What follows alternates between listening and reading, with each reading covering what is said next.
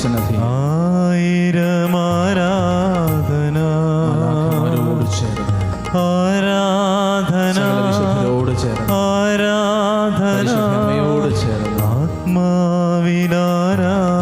കരങ്ങൾ രണ്ടും നമുക്ക് ഈശോയിലേക്ക് നീട്ടാം. സ്വർഗത്തോടും സകല മാലാഖമാരോടും ചേർന്ന് നമ്മുടെ ഹൃദയത്തിൻ്റെ ആഴങ്ങളിൽ നിന്ന് കർത്താവിനെ സ്തുതിച്ച് ആരാധിച്ച് പ്രാർത്ഥിക്കാം. Hallelujah hallelujah hallelujah hallelujah. യേശുവേ ആരാധിക്കുന്നു, നന്ദി പറയുന്നു, സ്തുതിക്കുന്നു കർത്താവേ. Hallelujah hallelujah hallelujah hallelujah. യേശുവേ ആരാധന ആരാധന ആരാധന ആരാധന. സ്തുതിക്കുന്നു ആരാധിക്കുന്നു കർത്താവേ. എൻ്റെ രാജാവായ ദൈവമേ, എൻ്റെ കർത്താവായ ദൈവമേ, എൻ്റെ രക്ഷകനായ ഈശോയെ ഞാൻ അങ്ങേ ആരാധിക്കുന്നു, സ്തുതിക്കുന്നു, നന്ദി പറയുന്നു. Thank you Jesus. Praise you Jesus. Hallelujah hallelujah.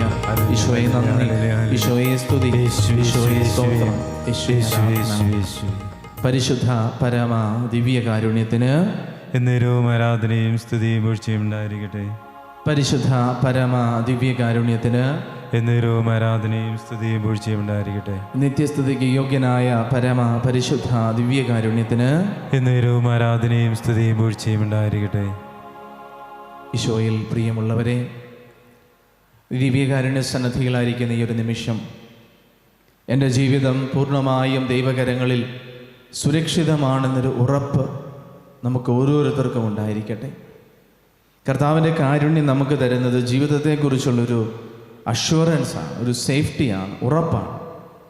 ജീവിതമൊന്നും നഷ്ടപ്പെട്ടു പോയിട്ടില്ലെന്നും തിരികെ പിടിക്കാനാവാത്ത വിധം ജീവിതം കൈവിട്ടു പോയിട്ടില്ലെന്നും ഏത് നിമിഷവും കർത്താവ് എൻ്റെ ജീവിതത്തെ താങ്ങുന്നുണ്ടെന്നും കരുതുന്നുണ്ടെന്നുമുള്ളൊരു ഉറപ്പ്. കർത്താവിൽ നിന്ന് അകന്നു പോയാലും എപ്പോൾ വേണമെങ്കിലും മക്കളെന്ന അവകാശത്തോടെ ആ പിതാവിൻ്റെ സന്നിധിയിലേക്ക് കയറി ചെല്ലാമെന്നൊരു ഉറപ്പ്. അവിടെ നിന്നെ വിധിക്കുന്ന പിതാവല്ല, എന്നെ സ്നേഹത്തോടെ ചേർത്ത് പിടിക്കാൻ കാത്തിരിക്കുന്ന പിതാവാണെന്നുള്ളൊരു ഉറപ്പ്. ഈശോയുടെ തിരുസന്നിധിയിലായിരിക്കുന്ന ഈ നിമിഷം പ്രിയമുള്ളവരെ, നമ്മുടെ ജീവിതത്തിൻ്റെ എല്ലാ ആകുലതകളെയും അസ്വസ്ഥതകളെയും വേദനകളെയും അരക്ഷിതാവസ്ഥയെയും നമ്മുടെ എല്ലാ സങ്കടങ്ങളും ഈശോയ്ക്ക് കൊടുക്കാം. നമ്മുടെ ഇൻസെക്യൂരിറ്റീസ്, നമ്മുടെ ഉത്കണ്ഠകൾ, നമ്മുടെ പരിഭ്രമങ്ങൾ ഈശോയ്ക്ക് കൊടുക്കാം. യെശയ്യാ പ്രവാചകന്റെ പുസ്തകം 59:12 നമ്മൾ വായിക്കുന്നു, നിങ്ങൾ തിടുക്കം കൂട്ടണ്ട, വേഗം ഓടുകയും വേണ്ട, കർത്താവ് നിങ്ങളുടെ മുൻപിൽ നടക്കും, ഇസ്രായേലിൻ്റെ ദൈവമായിരിക്കും നിങ്ങളുടെ പിൻകാവൽക്കാരൻ. 2 പദങ്ങൾ.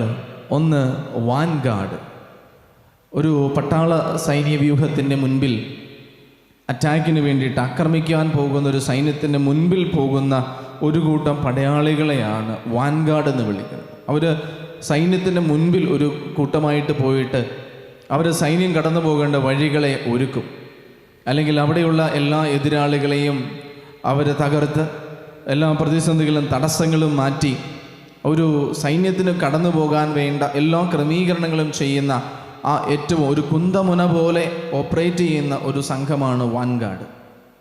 രണ്ടാമത്തെ ഒരു ഭാഗം സൈനികരുടെ പേരാണ് റയർ ഗാർഡ്, അല്ലെങ്കിൽ പിൻകാവൽക്കാർ. അവർ സൈന്യത്തിന് ഒരിക്കലും പിറകിൽ നിന്ന് ആക്രമണം ഉണ്ടാകാതെ കാത്തു സൂക്ഷിക്കും. അതോടൊപ്പം തന്നെ ശത്രുക്കളെ തടഞ്ഞു നിർത്തുന്നതിൽ നിന്നും ഈ സൈന്യ വ്യൂഹത്തിന് മറ്റ് കേടുപാടുകൾ കൂടാതെ അവരുടെ ഏറ്റവും പിറകുവശം സുരക്ഷിതമാക്കുന്ന ഒരു പറ്റം പടയാളികളെയാണ് റയർ ഗാർഡ് എന്ന് വിളിക്കുന്നത്. ഇങ്ങനെ മുൻകാവൽക്കാരും പിൻകാവൽക്കാരുമായിട്ട് സൈന്യം സംരക്ഷിക്കപ്പെട്ടാണ് ആക്രമിക്കാൻ പോകുന്നത്. വളരെ പ്രാധാന്യമർഹിക്കുന്ന 2 പൊസിഷൻസാണ് യുദ്ധത്തിൽ ഈ 2 കൂട്ടരും. ഏതെങ്കിലും ഒരു കൂട്ടർക്ക് ഭ്രംശം സംഭവിച്ച ആ സൈന്യം എത്രയും പെട്ടെന്ന് എതിരാളികളുടെ ആക്രമണത്തിന് ഇരയായിട്ട് തീരും. ഇന്നത്തെ വചനഭാഗത്ത് വചനം നമ്മളോട് എന്താണ് പറയുന്നത്? കർത്താവാണ് നിന്റെ മുൻപേ പോകുന്നത്, നിന്റെ മുൻകാവൽക്കാരൻ കർത്താവാണ്, നിന്റെ വാൻഗാർഡ് ദൈവമാണ്. അതോടൊപ്പം തന്നെ നിന്റെ റയർ ഗാർഡ്, നിന്റെ പിൻകാവൽക്കാരനും കർത്താവാണ്. മുൻപിലും പിൻപിലും എനിക്ക് സംരക്ഷണം നൽകുന്ന, എനിക്ക് എൻ്റെ കൂടെ വരുന്ന, എൻ്റെ ഒപ്പം പോകുന്ന, എനിക്ക് മുൻപേ പോകുന്ന, എൻ്റെ പിൻപേ നടക്കുന്ന എൻ്റെ കാവൽക്കാരനാണ് എൻ്റെ കർത്താവ്. പ്രിയമുള്ളവരെ, അത് നമ്മുടെ ജീവിതത്തിൽ നമുക്ക് തരുന്ന ആത്മവിശ്വാസവും ധൈര്യവും ചില്ലറയല്ല. കർത്താവ് എന്താ പറയുന്നത്? നിങ്ങൾ തിടുക്കം കൂട്ടണ്ട, നിങ്ങൾ വേഗം ഓടുകയും വേണ്ട. അതൊക്കെയും തിടുക്കം കൂട്ടുന്നത്, ഹറിബറിയായിട്ട് കാര്യങ്ങൾ ചെയ്യുന്നത്, ധൃതി പിടിച്ച് ഓരോന്നും ചെയ്യുന്നത് നമ്മുടെ ഉറപ്പില്ലായ്മയുടെ ഒരു ലക്ഷണമാണ്. ഒരു കാര്യം ചെയ്യുന്നതിനെക്കുറിച്ച് വ്യക്തമായ ആത്മവിശ്വാസവും ബോധ്യവും ഉറപ്പും എനിക്കുള്ളപ്പോൾ ഞാൻ ഒരു തരത്തിലും ധൃതി പിടിക്കില്ല. കാരണം എനിക്കറിയാം ഓരോ കാര്യങ്ങളും എങ്ങനെയാണ് നിവർത്തിക്കപ്പെടുന്നത്. എപ്പോഴാണ് നമ്മൾ നെർവസ് ആകുന്നത്? ഉറപ്പില്ലാത്തപ്പോൾ. ധൃതി പിടിക്കുന്നതോ നമ്മുടെ കയ്യിലല്ല, നമ്മുടെ നിയന്ത്രണത്തിലല്ല കാര്യങ്ങളെന്ന് ചിന്തിക്കുമ്പോൾ, നമ്മുടെ കയ്യിൽ നിന്ന് വഴുതിപ്പോകാതിരിക്കാൻ നമ്മൾ ധൃതി പിടിക്കുന്നു, തിടുക്കം കൂട്ടുന്നു. കർത്താവ് നമ്മോട് പറയുകയാണ്, ജീവിതത്തിൽ നിങ്ങൾ എന്തിനാണ് തിടുക്കം കൂട്ടുന്നത്? എന്തിനാണ് നിങ്ങൾ വേഗം ഓടാൻ പരിശ്രമിക്കുന്നത്? എന്തിനാണ് ഇത്രയേറെ പരാക്രമങ്ങളും പരവേശമൊക്കെ നിങ്ങൾ ജീവിതത്തിൽ കാണിക്കുന്നത്? നിന്റെ മുൻപേ പോകുന്ന കർത്താവ് നിനക്ക് സംരക്ഷണം ഒരുക്കുമെന്ന് നിനക്ക് അറിഞ്ഞുകൂടെ? യെശയ്യാ 45 നമ്മൾ വായിക്കുന്നുണ്ടല്ലോ, ഞാൻ നിനക്ക് മുൻപേ പോയി മലകൾ നിരപ്പാക്കുകയും പിച്ചളമാതലുകൾ തകർക്കുകയും ഇരുമ്പ് ഓടാമ്പലുകൾ ഒടിക്കുകയും ചെയ്യും. ജോഷുവായോട് കർത്താവ് തിരഞ്ഞെടുത്ത ഓരോ വ്യക്തിയോടും പറയുന്നില്ല, ഞാൻ നിനക്ക് മുൻപേ പോകും, നീ പോകുന്നിടത്തെല്ലാം ഞാൻ നിന്റെ കൂടെ ഉണ്ടായിരിക്കും. കർത്താവ് താൻ വിളിച്ച ഓരോരുത്തർക്കും കൊടുത്ത ഉറപ്പിത, ഞാൻ നിങ്ങളെ അനാഥരായിട്ട് വിടത്തില്ല, യുഗാന്ത്യം വരെ ഞാൻ നിങ്ങളുടെ കൂടെ ഉണ്ടായിരിക്കും. ഞാൻ നിങ്ങളുടെ പിൻപിൽ നടക്കും, ഞാൻ നിങ്ങളുടെ പിൻപിൽ നടക്കും, നിങ്ങളുടെ മുൻപിൽ നടക്കും. ഇസ്രായേൽ ജനം അത് അനുഭവിച്ചു. രാത്രിയിൽ അഗ്നിസ്തംഭമായിട്ടും പകല് മേഘത്തൂണായിട്ടും കർത്താവ് അവരുടെ കൂടെ ഉണ്ടായിരുന്നു. അതിനുശേഷം ആ വാഗ്ദാന പേടകം അവർ പോകുന്ന എല്ലായിടത്തും വഹിച്ചു കൊണ്ടുപോയി. എന്തുകൊണ്ടാണ്? ആ വാഗ്ദാന പേടകം കർത്താവിൻ്റെ സാന്നിധ്യത്തിൻ്റെ ഒരു ഉറപ്പായിരുന്നു. ദൈവം തങ്ങളുടെ കൂടെയുണ്ട് എന്നൊരു ഉറപ്പിൽ ആ വാഗ്ദാന പേടകം വഹിച്ചുകൊണ്ട് അവർ പൊരുതിയപ്പോഴെല്ലാം അവർ വിജയിച്ചു. അവരൊരിക്കലും പരാജയം വരേണ്ടി വന്നില്ല, ദൈവത്തിൻ്റെ സാന്നിധ്യത്തിൽ അവർ വിശ്വസിച്ചപ്പോൾ. എന്നാൽ വാഗ്ദാന പേടകം വഹിച്ചപ്പോൾ പോലും ആ ദൈവ സാന്നിധ്യത്തിൽ അവർ ആശ്രയം വയ്ക്കാതിരുന്നപ്പോൾ അവർ പരാജയപ്പെട്ടു. പ്രിയമുള്ളവരെ, ദിവ്യകാരുണ്യത്തിലേക്ക് നമ്മളൊന്ന് നോക്കിക്കേ. എനിക്ക് ദൈവം തന്നിരിക്കുന്ന അവിടുത്തെ സാന്നിധ്യത്തിൻ്റെ ഉറപ്പും അടയാളവുമാണ് ഈ ദിവ്യകാരുണ്യം. ഈ ദിവ്യകാരുണ്യത്തിൻ്റെ കൂടെ ഇരിക്കുമ്പോൾ എനിക്കറിയാം ഞാൻ എൻ്റെ ഈശോയുടെ കൂടെയാണ്. ദിവ്യകാരുണ്യത്തിൻ്റെ മുൻപിലിരിക്കുമ്പോൾ ഞാൻ എൻ്റെ ഈശോയുടെ സന്നിധിയിലാണ്, ജീവിക്കുന്ന ദൈവത്തിൻ്റെ സാന്നിധ്യത്തിലാണ് ഞാനിപ്പോഴായിരിക്കുന്നത്. എനിക്ക് ധൈര്യം തരേണ്ടത്, ഉറപ്പ് തരേണ്ടത്, ആശ്വാസം തരേണ്ടത് ഈ ഒരു ബോധ്യവും വിശ്വാസവുമാണ്. കർത്താവ് അതുകൊണ്ട് എന്നോട് പറഞ്ഞത്, ഞാൻ നിൻ്റെ മുൻപിലുണ്ട്, പിൻപിലുണ്ട്, അല്ലേ? നമ്മൾ മീതെയുണ്ട്, താഴെയുണ്ട് എന്നൊക്കെ നമ്മൾ പാട്ട് പാടുന്നത് പോലെ, അല്ലെങ്കിൽ വിശുദ്ധ പാട്രിക്കിൻ്റെ ആ ഒരു ബ്ലെസ്സിങ്ങിൽ നമ്മൾ പറയുന്നത് പോലെ, കർത്താവ് നിൻ്റെ മുൻപിൽ പോകുന്നു, നിൻ്റെ പിൻപിൽ പോകുന്നു, നിന്നെ അനുഗ്രഹിക്കാൻ നിൻ്റെ മുകളിൽ അവിടുന്നുണ്ട്, നിൻ്റെ ഇടതും വലതും അവിടുന്നുണ്ട്. സങ്കീർത്തനം 125 നമ്മൾ വായിക്കുന്ന കാര്യമാണ്, കർത്താവ് അവർക്ക് നൽകുന്ന, ഇസ്രായേൽ ജനത നൽകുന്ന ഉറപ്പെന്താണ്? പർവ്വതം പോലെ ഞാൻ നിന്നെ പൊതിഞ്ഞു പിടിക്കും, പർവ്വതങ്ങൾ ജെറുസലേമിനെ ചൂഴ്ന്നു നിൽക്കുന്നത് പോലെ കർത്താവ് ഇന്നും എന്നേക്കും തൻ്റെ ജനത്തെ വലയം ചെയ്യുന്നു. സങ്കീർത്തനം 125 2 തിരുവചനം നമ്മൾ വായിക്കുന്നതാണ്, പർവ്വതങ്ങളാൽ ചുറ്റപ്പെട്ട് ഇസ്രായേൽ ജനം നിൽക്കുന്നത് പോലെ കർത്താവ് നിന്നെ പൊതിഞ്ഞു പിടിക്കുന്നു.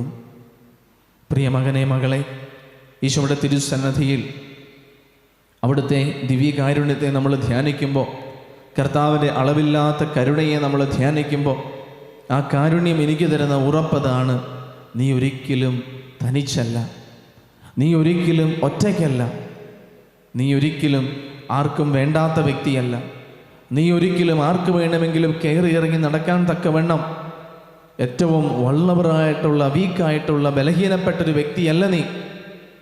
നീ ദൈവസന്നിധിയിൽ വിലപിടിപ്പുള്ള വ്യക്തിയാണ്. നമ്മൾ ഈ പ്രധാനപ്പെട്ട വ്യക്തികൾ, VIP പോകുമ്പോൾ, പ്രധാനമന്ത്രിയോ മുഖ്യമന്ത്രിയോ അങ്ങനെ വലിയ വലിയ ആളുകളൊക്കെ പോകുമ്പോൾ നമുക്കറിയാം അവരുടെ ചുറ്റും ഒരു വ്യൂഹം ഉണ്ടായിരിക്കും. അവർ സഞ്ചരിക്കുന്ന വാഹനത്തിന് മുൻപിൽ കാവല് പോകുന്നവരുണ്ട്, അവർ സഞ്ചരിക്കുന്ന വാഹനത്തിൻ്റെ പിറകിലും ഒരു വ്യൂഹമുണ്ട്. എന്തിനാ? അവരെ പ്രൊട്ടക്റ്റ് ചെയ്യാൻ. അത് കാണുമ്പോൾ നമുക്കുണ്ടാകുന്ന ഒരു ഉറപ്പെന്താ? നമുക്കുണ്ടാകുന്ന ഒരു ഫീലിംഗ് എന്താ? ആരോ പ്രധാനപ്പെട്ട, വളരെ പ്രധാനപ്പെട്ട ഒരു വ്യക്തിയാണത്. Very important person. നമ്മളങ്ങനെയല്ല പറയുന്നത്, VIP, വെരി ഇമ്പോർട്ടൻറ്റ് പേഴ്സൺ. അവരുടെ മുൻപിലും പിൻപിലും ആൾക്കാരുണ്ട്, അവരുടെ ചുറ്റും സൈന്യമുണ്ട്, അവരുടെ ചുറ്റും കാവൽക്കാരുണ്ട്, ബോഡി ഗാർഡ്സ് ഉണ്ട്. അവരുടെ പ്രാധാന്യത്തെ സൂചിപ്പിക്കുന്നത് അത്. പ്രിയമുള്ളവരെ, നമ്മളെക്കുറിച്ച് നമ്മൾ ചിന്തിച്ച് നോക്കിയേ. എൻ്റെ മുൻപിലും പിൻപിലും കർത്താവുണ്ടെന്ന് അവിടുന്ന് തന്നെ എനിക്ക് വാഗ്ദാനം ചെയ്യും. എൻ്റെ കൂടെ കാവൽ മാലാഖമാരുണ്ട്, കാവൽ ദൂതന്മാരുണ്ട്, വിശുദ്ധരുടെ ഒരു ഗണമുണ്ട്, മാലാഖമാരുടെ ഒരു സൈന്യമുണ്ട്. സങ്കീർത്തനം 34:7 നമ്മൾ വായിക്കുന്നില്ലേ? കർത്താവിൻ്റെ ഭക്തരുടെ ചുറ്റും ദൂതന്മാർ പാളയമടിച്ച് കാവൽ നിൽക്കും. നീ ദൈവത്തിന് എത്രമാത്രം ഇമ്പോർട്ടൻ്റ് ആയിട്ടുള്ള വ്യക്തിയാണ്. നീ ദൈവത്തിന് എത്രമാത്രം പ്രധാനപ്പെട്ട വിശിഷ്ടമായൊരു വ്യക്തിയാണ്. അതുകൊണ്ടാണ് ദൈവം നിൻ്റെ മുൻപിലും പിൻപിലും മീതെയും താഴെയും ഇടതും വലതും നിനക്ക് കാവലായിരിക്കുന്നത്, നിൻ്റെ കൂടെ നടക്കുന്നത്. എന്നിട്ടും മറ്റുള്ളവർ നമ്മളെ വേദനിപ്പിക്കുമ്പോൾ, സങ്കടപ്പെടുത്തുമ്പോൾ, ജീവിതത്തിൽ തകർച്ചകളും മുറിവുകളും പോരായ്മകളും ഒക്കെ സംഭവിക്കുമ്പോൾ നമ്മൾ കരുതുന്നതും ചിന്തിക്കുന്നതും എന്താ? എന്നെ ആർക്കും വേണ്ട, എനിക്കാരുമില്ല, ജീവിതത്തിലെ ലോകത്തിലെ ഏറ്റവും ശക്തനായ വ്യക്തിയാണ് ഞാൻ, ലോകത്തിലെ ഏറ്റവും മോശക്കാരനാണ്, മോശക്കാരിയാണ് ഞാൻ, വിലയില്ലാത്തവളാണ്, വില കെട്ടവളാണ്, വിലയില്ലാത്തവനാണ്, ആർക്കും വേണ്ടാത്തവനാണെന്നൊക്കെ നമ്മൾ ചിന്തിക്കുമ്പോൾ, പ്രിയമുള്ളവരെ, വചനത്തിൽ കർത്താവ് എന്താ പറയുന്നത്? നീ എനിക്ക് പ്രിയങ്കരനാണ്, പ്രിയങ്കരിയാണ്, നീ എനിക്ക് അമൂല്യനാണ്, അമൂല്യയാണ്, ബഹുമാന്യനാണ്. നിന്നെ നേടിയെടുക്കാൻ ഈശോയെ ബലി കൊടുത്ത പിതാവിൻ്റെ സ്നേഹം നീ ഓർക്കണം. നിന്നെ നേടിയെടുക്കാൻ സ്വന്തം പുത്രനെ ബലി കൊടുത്ത പിതാവിനെ നീ ഓർക്കണം. പ്രിയമുള്ളവരെ, സ്നേഹിക്കപ്പെടുക എന്നുള്ളതാണ് ഓരോ വ്യക്തിയുടെയും ജീവിതത്തിലെ ഏറ്റവും വലിയ മോട്ടിവേഷൻ. എന്നെ സ്നേഹിക്കുന്ന ഒരു സ്നേഹമുണ്ട്. ലോകം മുഴുവനും എനിക്കെതിരെ നിൽക്കുമ്പോഴും എന്നെ പൊതിഞ്ഞു പിടിക്കുന്ന ഒരു സ്നേഹമുണ്ട്. എൻ്റെ കൂട്ടുകാരും സ്വന്തക്കാരും വേണ്ടപ്പെട്ടവരും എന്നെ ഇട്ടിട്ടോടിപ്പോകുമ്പോഴും എൻ്റെ മുൻപിലും പിൻപിലും ഇടതും വലതും മീതെയും താഴെയും എൻ്റെ കൂടെ നടക്കുന്ന, കൂട്ടിരിക്കുന്നൊരു സ്നേഹമുണ്ട്. ജീവിതത്തിൽ ഒരിക്കലും നമ്മൾ ഒറ്റയ്ക്കല്ല. ജീവിതത്തിൽ ഒരിക്കലും നമ്മൾ തള്ളപ്പെട്ടിട്ടില്ല, ഉപേക്ഷിക്കപ്പെട്ടിട്ടില്ല. കാരണം ആർക്കും വേണ്ടാത്ത എന്നെ സ്വന്തമായിട്ട് തിരഞ്ഞെടുത്ത് എന്നെ ഏറ്റവും വിലയുള്ളതാക്കി മാറ്റിയത് കർത്താവാണ്. ആ ഒരു ബോധ്യത്തിൽ, കർത്താവിൻ്റെ സന്നദ്ധിയിൽ ഉറപ്പോടുകൂടെ നമുക്ക് ജീവിക്കണം. നമ്മുടെ ജീവിതം ഉറപ്പോടുകൂടി, ബോധ്യത്തോടുകൂടി നമ്മൾ ജീവിക്കണം. എനിക്ക് ധൈര്യം തരുന്ന വിശ്വാസം അതാണ്, എൻ്റെ കർത്താവ് എൻ്റെ കൂടെയുണ്ട്. എൻ്റെ മുൻപിൽ അവിടെ എനിക്ക് വഴിയൊരുക്കുന്നു, എൻ്റെ പിൻപിൽ അവിടെ എനിക്ക് കാവൽ നിൽക്കുന്നു.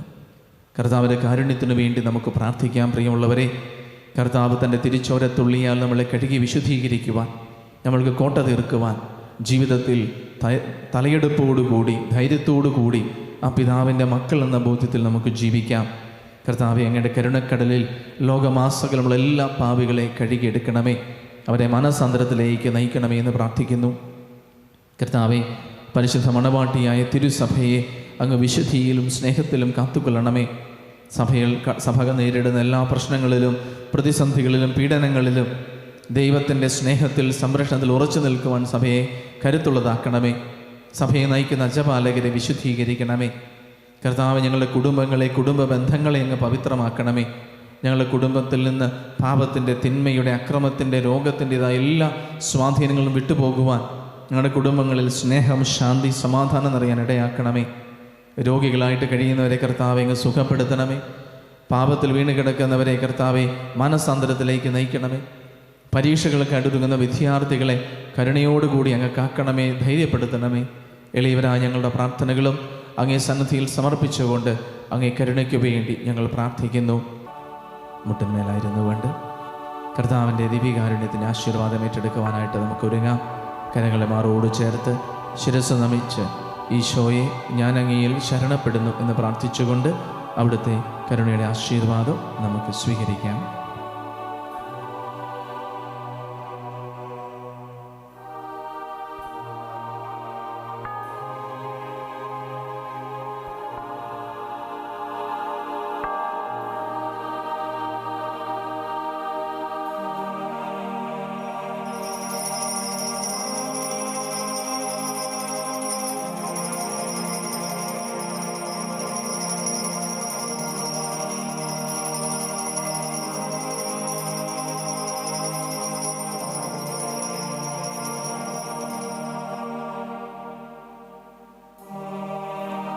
പരിശുദ്ധ പരമമാ ദിവ്യകാരുണ്യമേ, എന്നുമെന്നും അങ്ങേക്കാരാധന. പരിശുദ്ധ പരമമാ ദിവ്യകാരുണ്യമേ, എന്നുമെന്നും അങ്ങേക്കാരാധന. പരിശുദ്ധ പരമമാ ദിവ്യകാരുണ്യമേ